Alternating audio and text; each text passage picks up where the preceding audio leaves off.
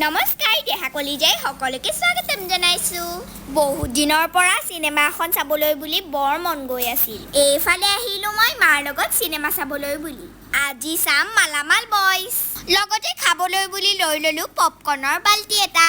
মোলক তেনেহলে এতিয়া ভিতৰলৈ বুলি সোমাই যাম আৰু এনজয় কৰোঁগৈ। আজি মোৰ ভাগ্যখন বৰ ভাল গম পাইছেনে?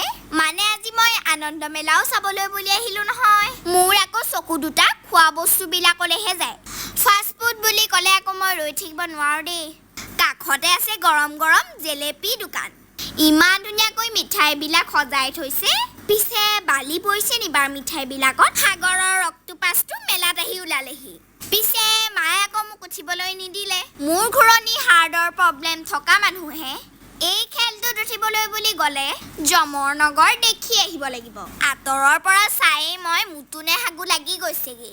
উঠা কেইজনৰ চাগে কি অৱস্থা হৈছে ভগৱানেহে জানে আৰু দেই। বিচাৰি বিচাৰি মই মোৰ ফেভৰেট আইচক্ৰীমটো পাই গলোহি, যিটোৰ কাৰণে মই মেলালে বুলি আহিছিলো। এটা আইচক্ৰীমৰ দাম 100 টকা। এইবাৰ আকৌ আমি দুইজনী মিনি ট্ৰেইনখনত উঠিবলৈ বুলি আহিলো।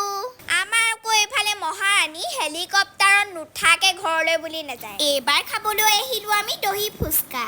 মেলাৰ দহি ফুচকাটো খাই মোৰ বৰ ভাল লাগে। আজি পিছে ফুচকাবিলাক খাবলৈ ইমান এটা ভাল লগা নাই।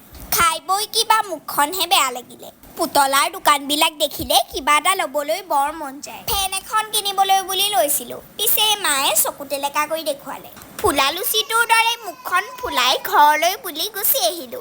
এইফালে চাওক ব্ৰইলাৰ মাংস কেজি 180 টকা। দা কটাৰীবিলাক ইমান ধুনীয়াকৈ সজাই থৈছে চাওকচোন। মনৰ দুখতে মাংস অকণমান কিনি লৈ ঘৰলৈ বুলি গুচি আহিলো আৰু আজিলৈ তেনেহ'লে আহিছো। Bye bye.